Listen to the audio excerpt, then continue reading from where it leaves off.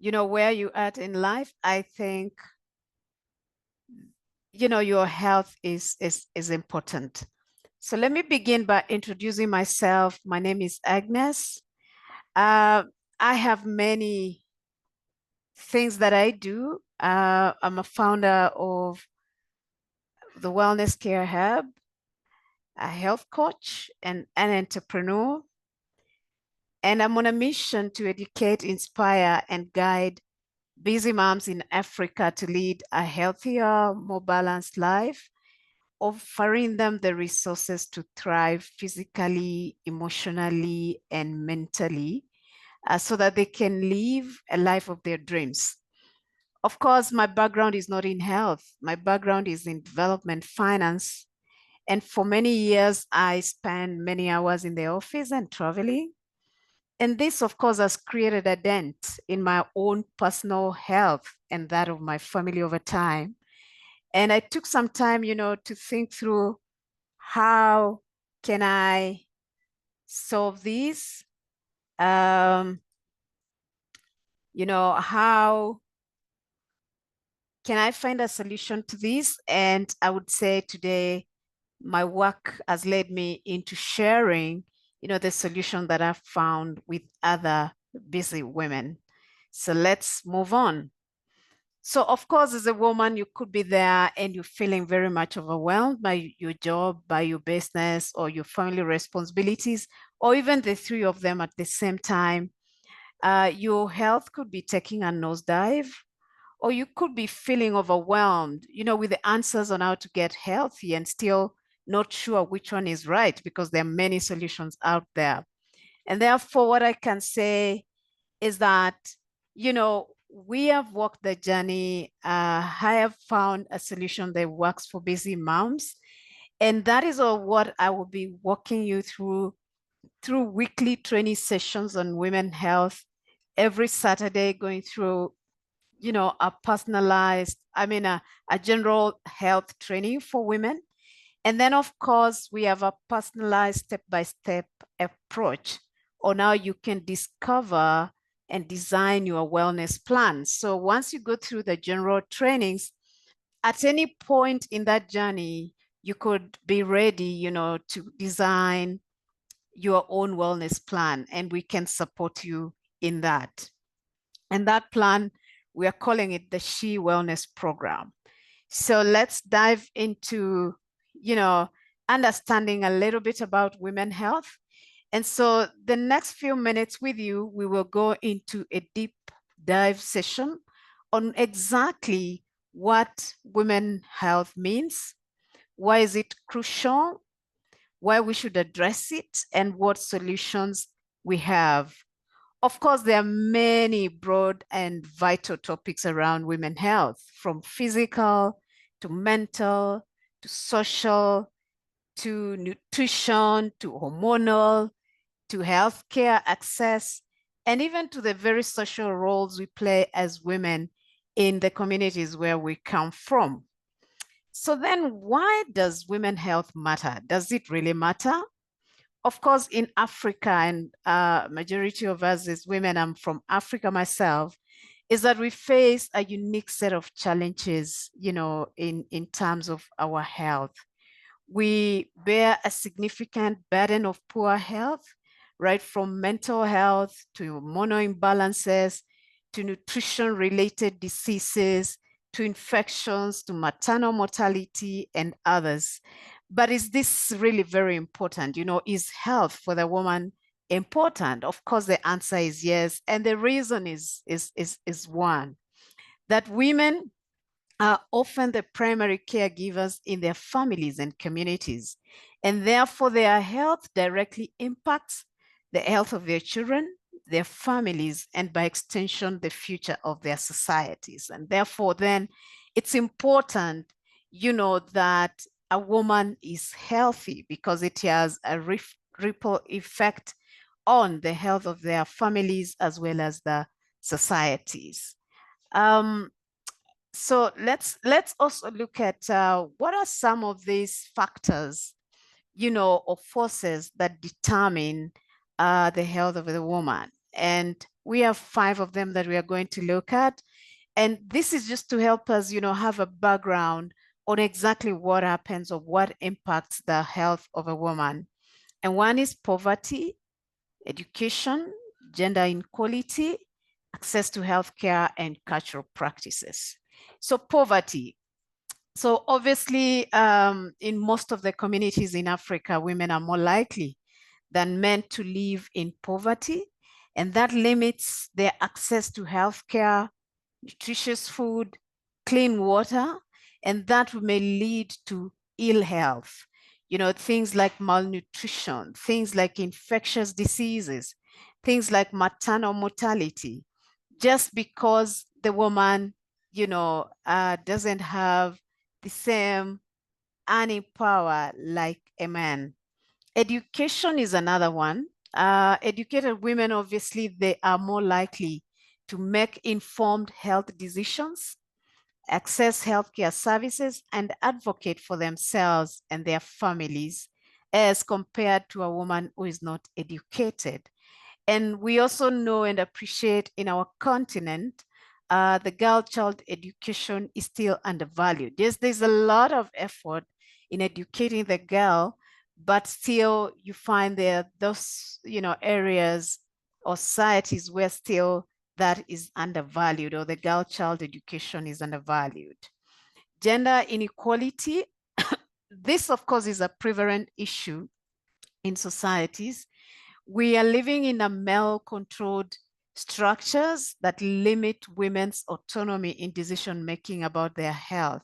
And that leads to lower prioritization of women's health in families, limited access to healthcare, or higher rates of gender-based violences. And therefore you find, as the very fact that you are a woman, then, you're likely to have a higher risk of having poor health as compared to a man.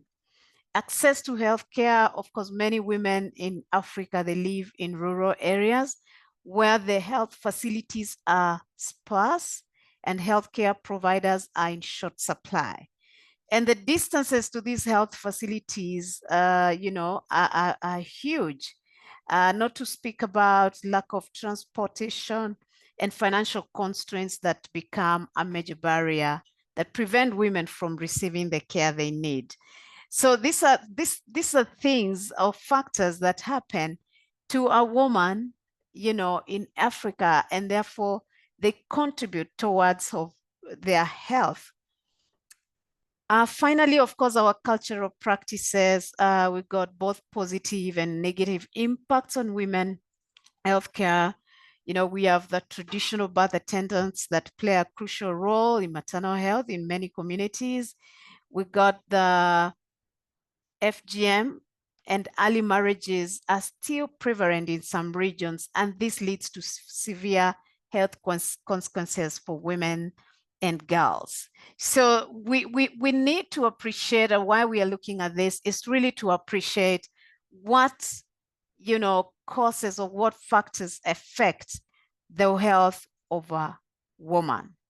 And so those 5: poverty, education, gender inequality, cultural practices, those are factors that we need to know, they're there and they really affect our health as women. And therefore it's good to appreciate them even as we think of, then what do we do? Which is the next question? Which is the way out? Because all these are there. They are, factors that are determining whether we are healthy or not as women. So then what do we do?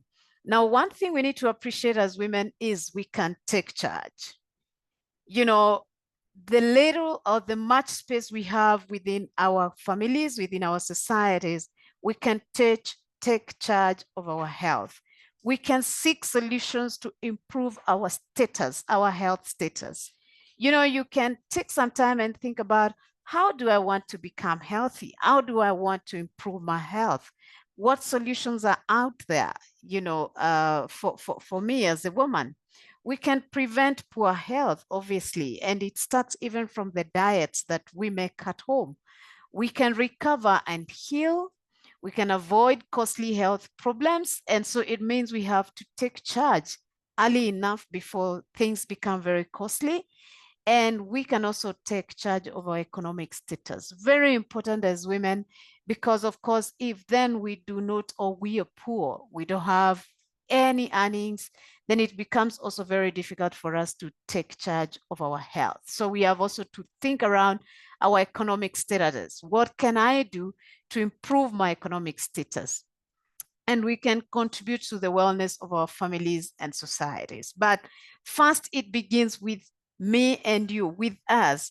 You have to make a decision and you have to be determined to change your health status, to change your economic status, to change your mindset status as far as your health is concerned. Because unless you take charge, perhaps nothing will change. But if you take charge, you will be able to find solutions and, from even other women who are thinking the same way like you. So now I said we will be going through weekly trainings every Saturday, just to understand this topic of women health. And then, at any time, if you want, to design your own wellness plan, then we can always support you to do that from the experiences and the journeys we have walked, to change our health as women. So our She Wellness Saturdays, this is the first one, and we will be looking at nutrition and lifestyle.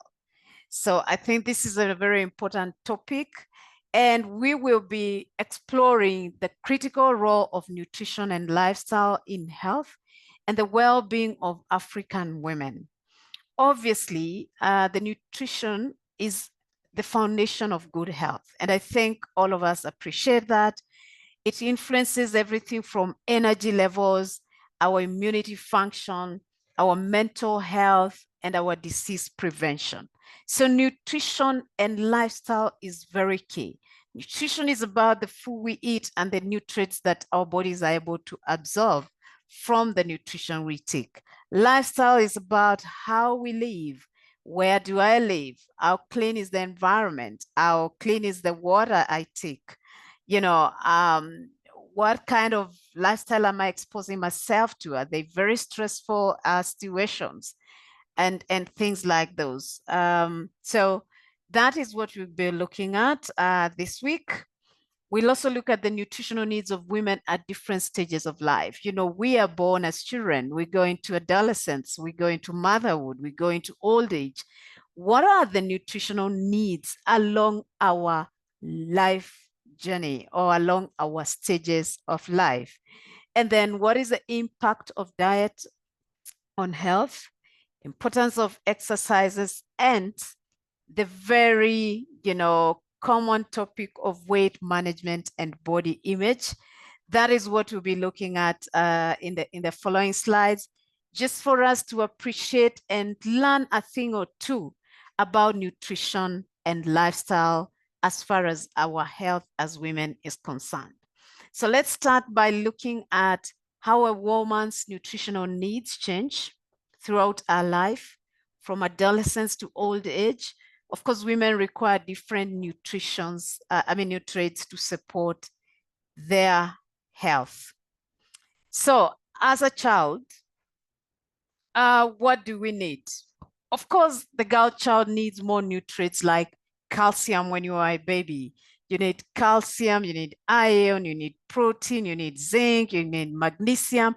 All these are nutrients that you get from the food that you eat because you have, different stages of life that will come: puberty, motherhood, and later menopause. And along that journey, we have a lot of hormonal changes that happen into our bodies. And therefore, it would be important to set the foundation of our health when we are babies. So mothers today, you have girl children, you have a girl child, and it will be important for you to know you need to set their health or set the foundation of their health right now when they are still children. Make sure they get the nutrition that they need. So from childhood, then it would be good to make them aware of the importance of having good health. She should be taken care of. The girl child should be taken care of in terms of mental health. And there should be an emphasis on nourishing a body with the right amount of nutrients. So the right amount of nutrients that we are talking about are intake of vegetables, fruits, whole grains, and milk. Those ones, of course, are moderate to be consumed moderately. Olive oil for fat, fish, legumes, also, to be consumed moderately at the expense of red meat and eggs.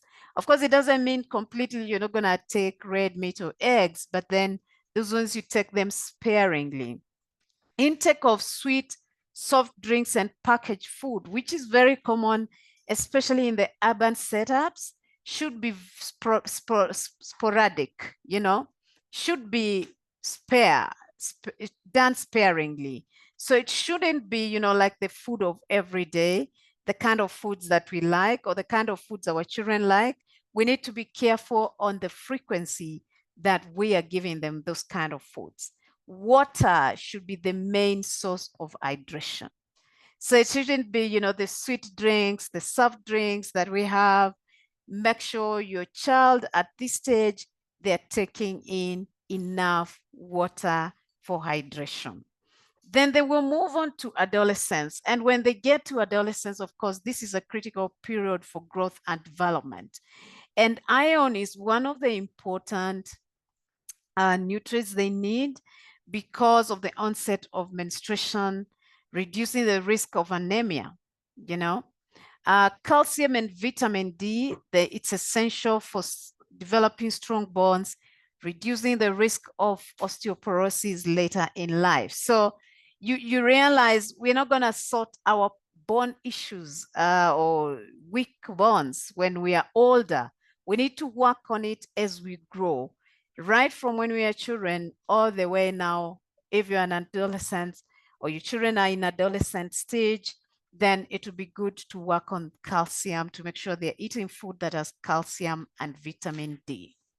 Unfortunately, in many African communities, the adolescent girls may not receive the nutrition they need, often due to poverty, food insecurity, or cultural practices that prioritize feeding males over females.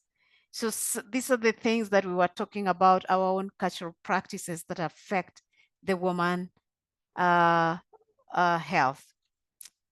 Avoid skipping meals. This is a stage where skipping meals may become more often.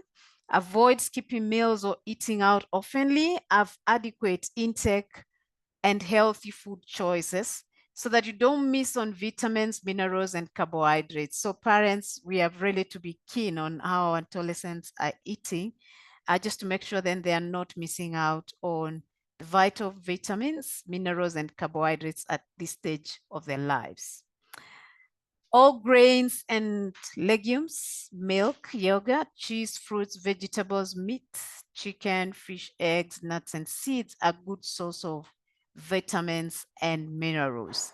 So if you look at this slide and even the earlier one for early childhood, then you realize, of course, we are talking about really focusing on the nutrition, the nutrients we are getting from the food that we are eating.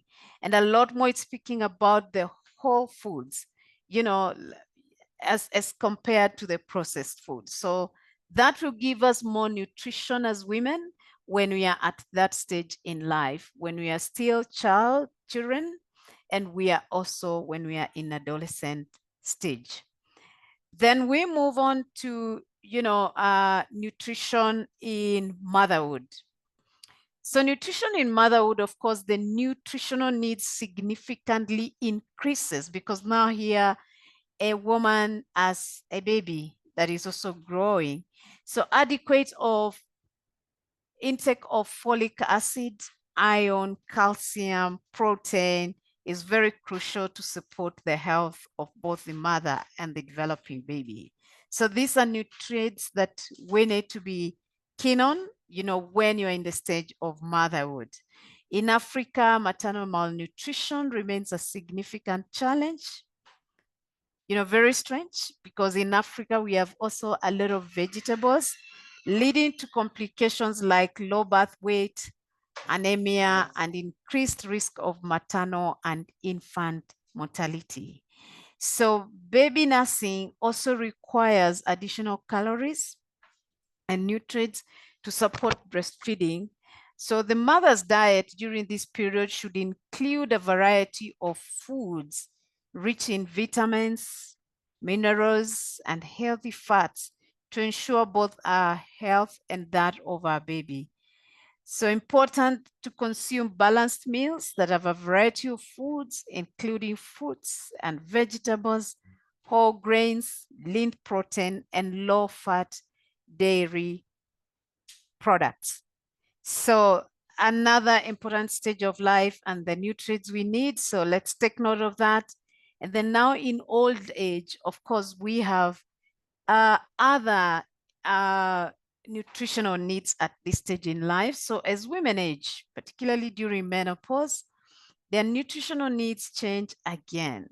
And one of the nutrients at this life stage is calcium and vitamin D that are important to maintain the bone health. Magnesium, vitamin E, and selenium, they reduce the effects of menopause. So, if you are in this stage of life, then the kind of symptoms that menopause bring, and therefore looking for those diets that have magnesium, their vitamin C, and their selenium, that would help you to reduce the effects of menopause. So maintaining a diet rich in fruits, vegetables, lean proteins, and all grains is essential for managing the symptoms of menopause and reducing the risk of chronic diseases such as heart disease and diabetes. And therefore, throughout these life stages, in conclusion, it's important to emphasize the role of traditional African diets. In most of the communities in Africa, we have our traditional African diets, which often include nutrient-rich foods like leafy greens, beans, yams, and whole grains. And I know some of these things I'm talking about here, or some of these foods I'm talking about here, are the foods that majority of us will avoid. But those are the foods that have the nutrients we need as women. So promoting the benefits of these traditional foods can help address the nutritional deficiencies and prevent the adoption of less healthy westernized diets that are becoming more common in urban areas. So we must strike a balance. Do we want to remain healthy, or do we want not to remain healthy as women? So now, how does then diet impact your hormonal health as a woman? And this is a big one. We appreciate hormones play a critical role in a woman's health, influencing everything from a menstrual cycle to our mood and to our energy levels. So the foods that women eat can have a significant impact on their hormonal balance. So let's look at some of the foods that mess the hormonal health. The refined sugars, and we know where we get that from. Unhealthy fats can lead to insulin resistance. So refined sugars, if your diets are concentrated on refined sugars and unhealthy fats, that can lead or may lead to insulin resistance, which is a precursor to conditions like PCOS and even type 2 diabetes. So it would be important just to make sure you check your diet so that you're not concentrating or filling it up with refined sugars or unhealthy fats.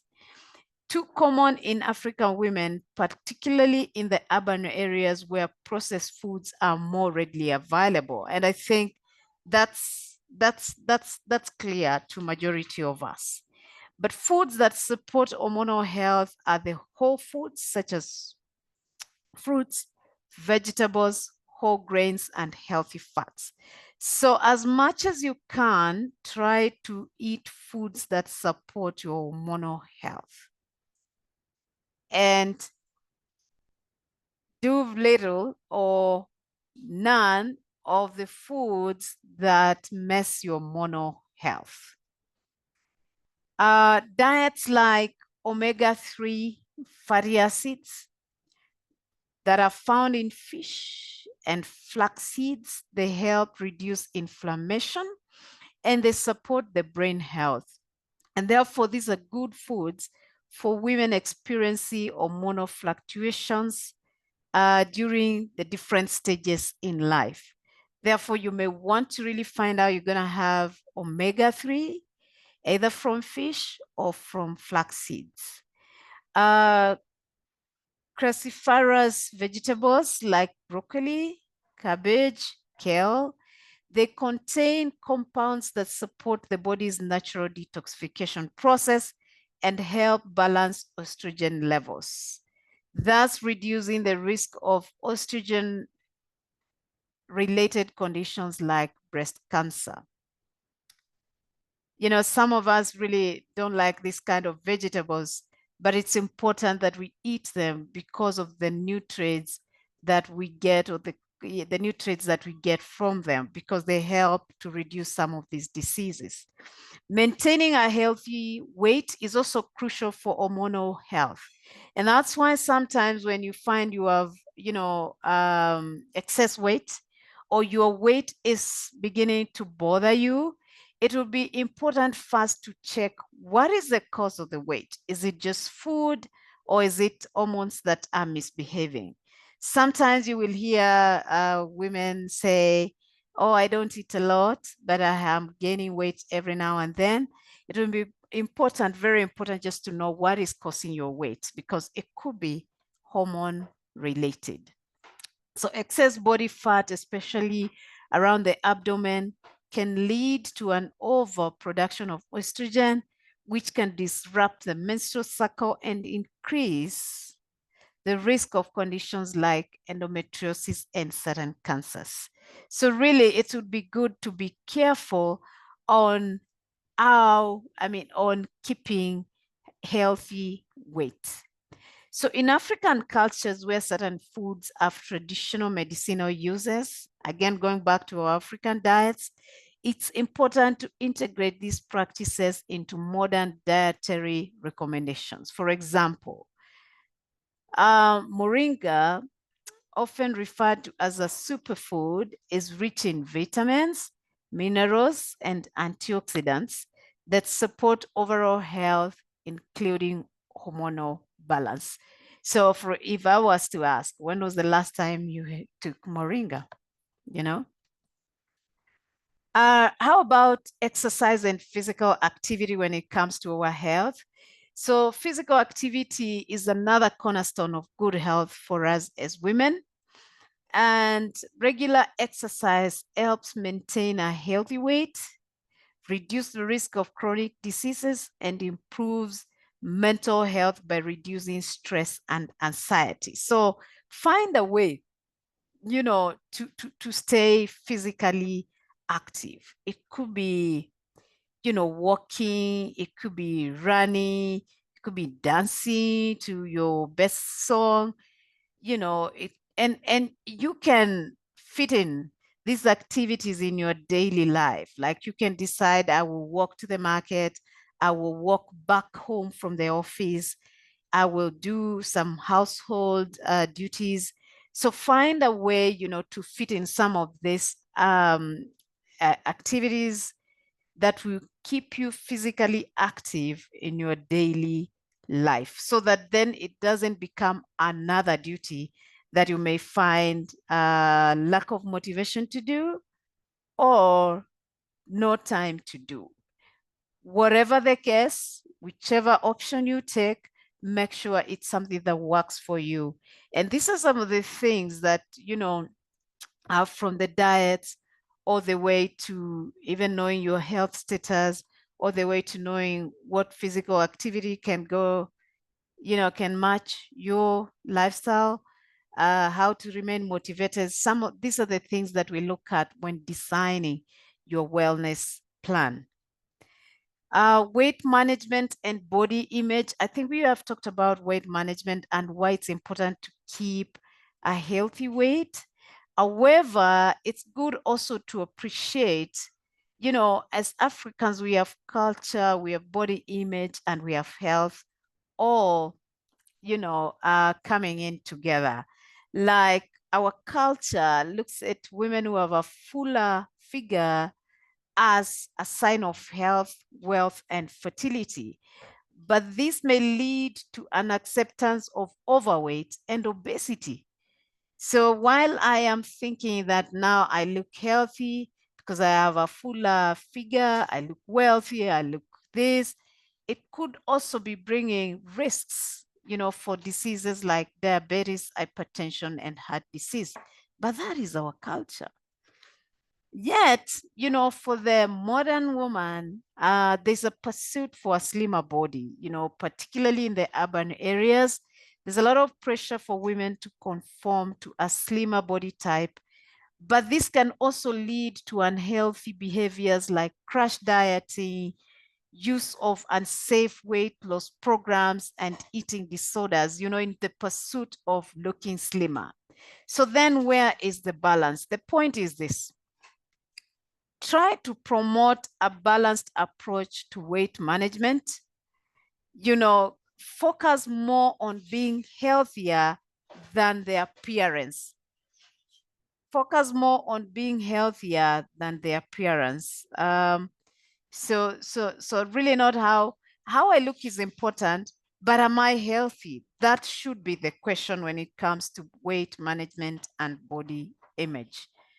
So that is what we had for today around culture and lifestyle.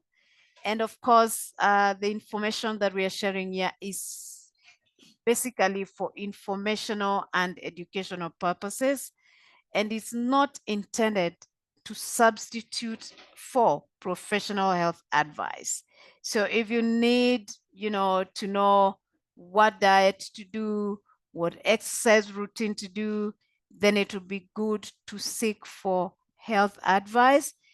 But what we have discussed is good information that can give you a head start into staying healthy. And in case you feel you're ready to learn about your personalized, wellness program, then we are also ready for you. We can take you through the personal plan. And therefore, click on the link below, and then we will have a personalized call with you, and we will be able to agree and to start the journey on your personal wellness. So thank you very much for your time. I hope you have learned something that you can implement. And until next week, it's bye-bye. Thank you.